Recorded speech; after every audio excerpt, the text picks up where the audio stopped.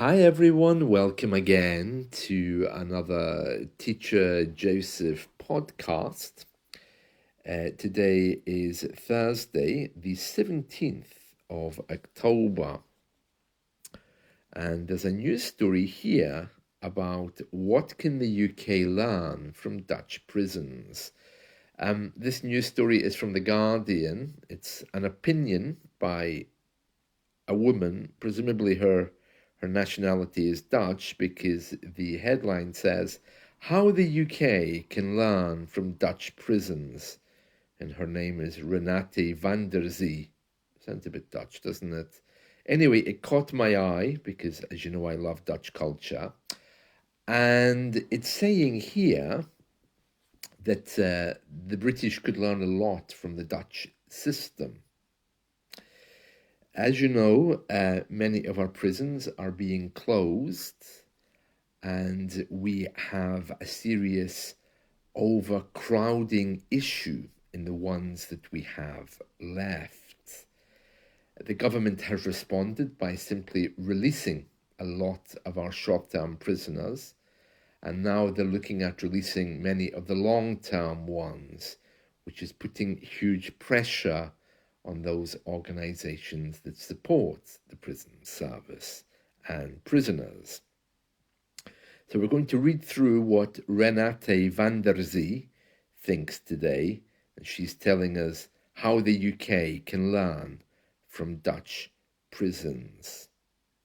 Okay, she begins by saying, Yesterday I went to the cinema in the Dome prison in Haarlem.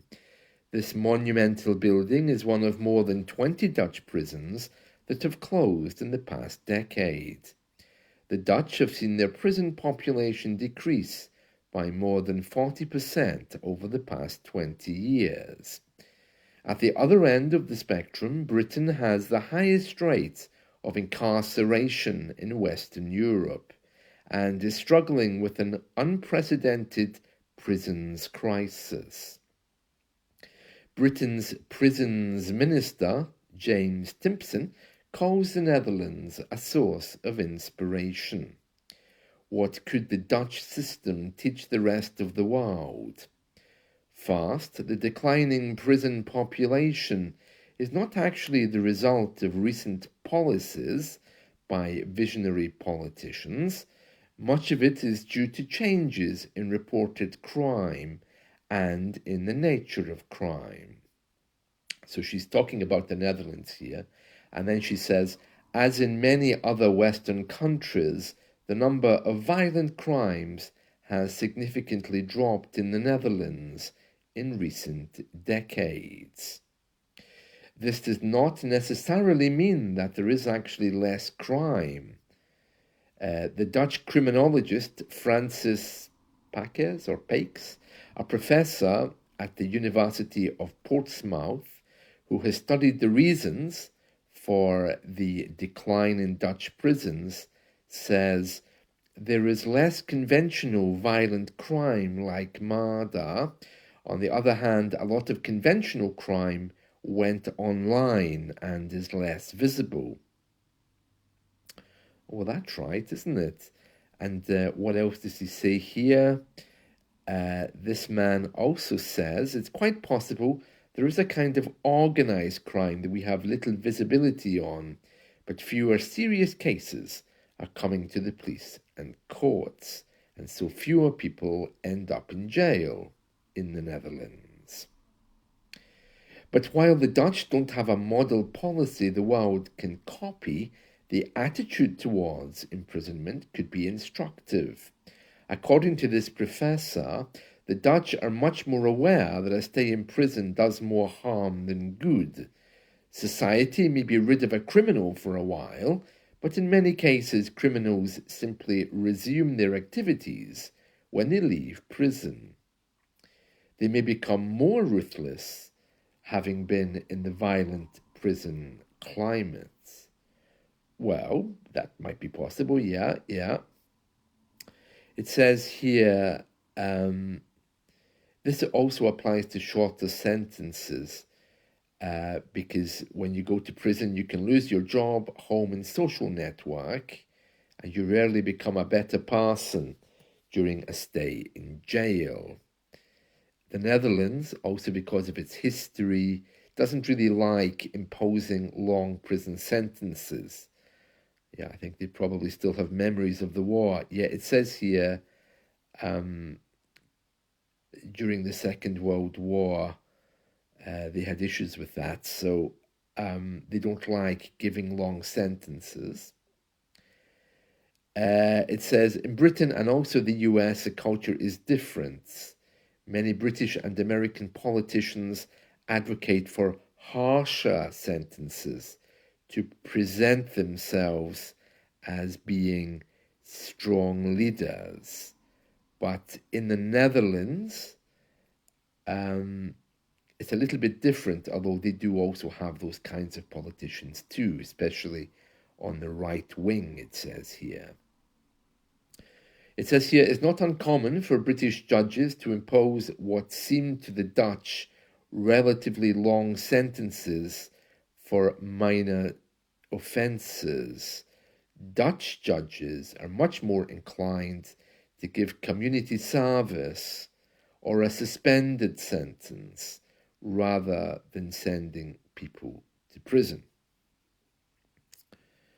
It says here, the Netherlands has consistently had a lower proportion of people in prison than places such as England and Wales.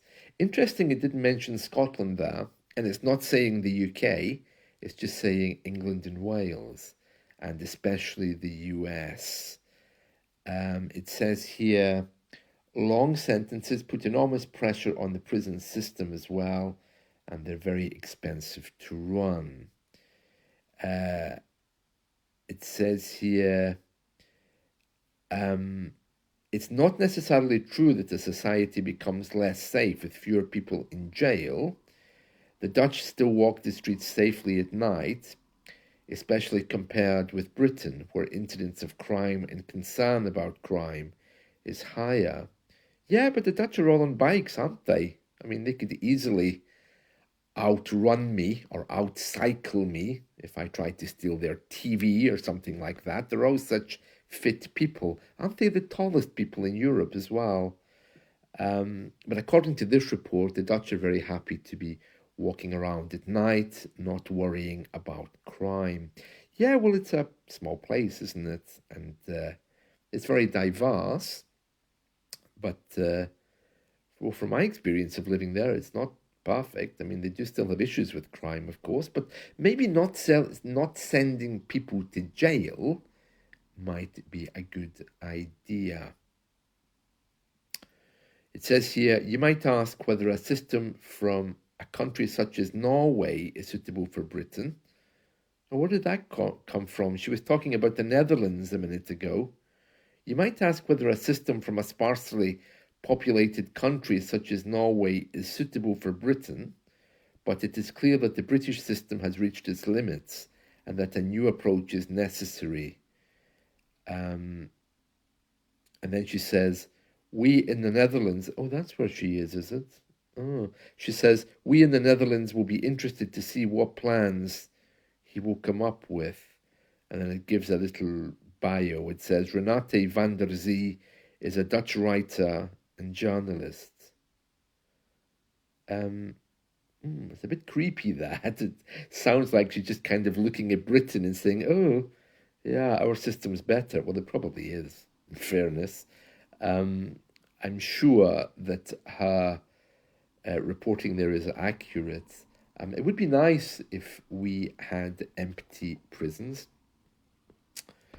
I'm very against the prison system. I think it's something that came from our penal days, the days of the British Empire, when we just sent people to rot in prisons when they did something wrong. It's completely out of date. Surely reform, retraining, helping to build strong communities, and giving people work, helping them to find peace and meaning in their lives. You know, when men don't work, we go a little bit crazy anyway, don't we? So to help people integrate would be really, really good. So I don't like the idea of prisons. However, I also want to walk the streets safely. So something needs to change. This idea of prison for life, throw away the key, as they do in America, is really, really unsustainable. And I'm glad that at least Britain is trying to do something, but we have a long way to go on that, I think. I've been watching this Australian drama called Prisoner Cell Block H, which is all about an Australian prison in the 1980s. It's completely fictitious. I mean, it's more like a comedy than anything else, but it is very interesting because it challenges what we think about prisons. It raises issues about the stark reality of what they face and how they're judged by the outside, and also about the system. So even back then, in the 1980s, people were asking questions about whether prisons are absolutely necessary. And it seems there's two big opinions. There are some politicians here who really insist that prisoners should be punished. And then there's others who believe that no, actually reform is the best way to move forward. Yeah, I'm with the second group there. I'd love to see more reform. A lot of prisoners can't read or write. Did you know that? Yeah, I have a friend who's a teacher who's quite involved in literacy in prisons. I think that's really sad that in this day and age, many people find it difficult to have basic skills. I'm all for reformation and giving people a second chance. Although one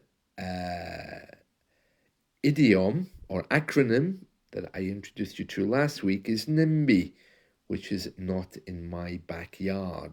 So as much as I love the idea, I have to say if a bunch of prisoners moved into the apartment next door, I would still be locking my door. I wouldn't be saying, oh, there's prisoners next door, let's have tea. I would probably still be taking precautions to protect myself.